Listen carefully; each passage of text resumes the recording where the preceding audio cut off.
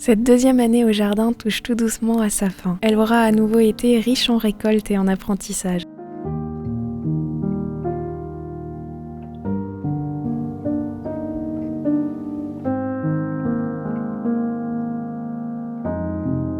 La météo était également plus capricieuse que l'année passée. Le jardin a dû jongler entre des semaines de canicule, suivies de semaines de pluie, ce qui a rendu plus difficile de trouver un rythme pour l'entretenir. Je me suis donc laissée dépasser plusieurs fois par la pousse des mauvaises herbes et cela me demandait plus de temps et d'entretien quand la météo me permettait enfin de passer du temps au jardin.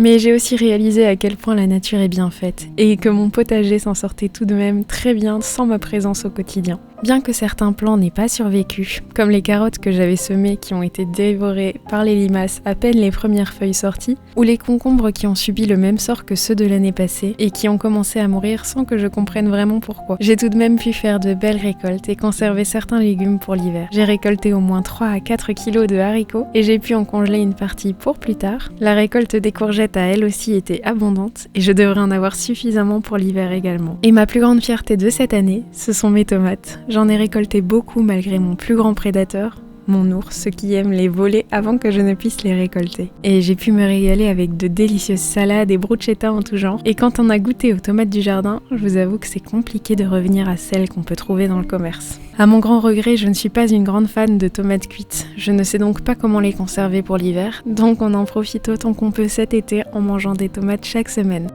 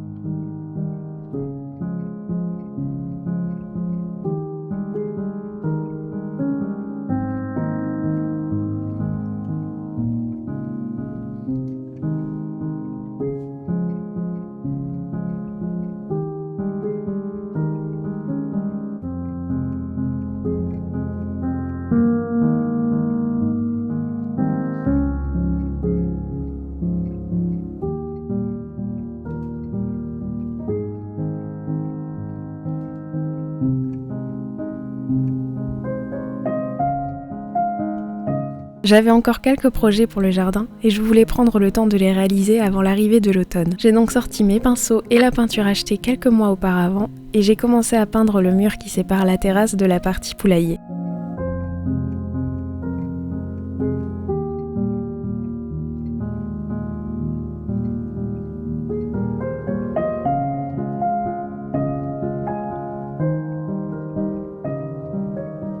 J'ai d'abord passé une couche de primaire avant de mettre la couche de peinture verte. C'était sportif, surtout avec les fortes chaleurs, et pas évident car le mur a beaucoup de relief, mais ça en valait vraiment la peine car je suis vraiment amoureuse du résultat.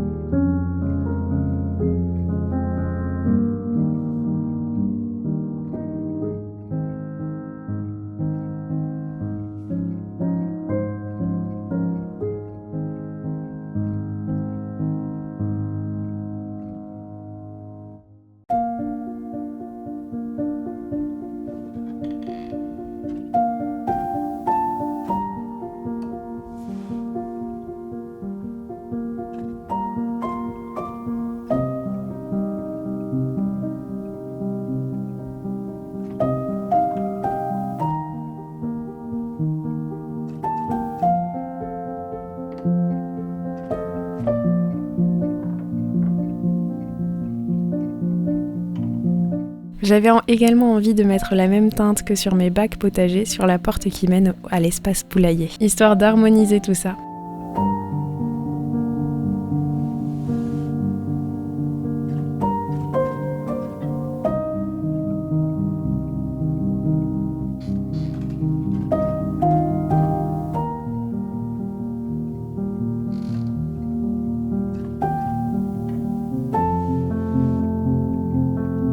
Et ensuite, j'ai ajouté quelques décos que j'avais depuis un moment, mais que je n'avais pas encore pris le temps d'installer.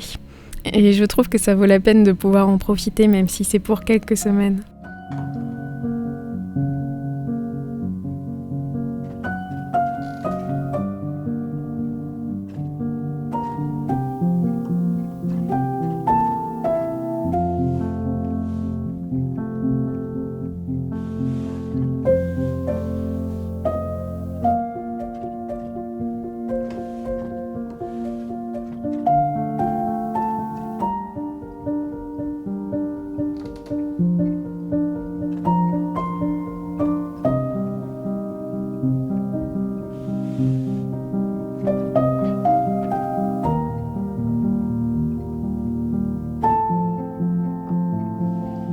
Voilà pour les quelques projets que je voulais terminer cet été. Il me reste encore quelques gros projets que j'aimerais faire avant le mois d'octobre, comme couper le sureau pour le remplacer par un pommier. Même si je le trouve très joli, il est très salissant et surtout il se sème absolument partout. Et j'aimerais également tenter de planter mes premiers bulbes pour le printemps.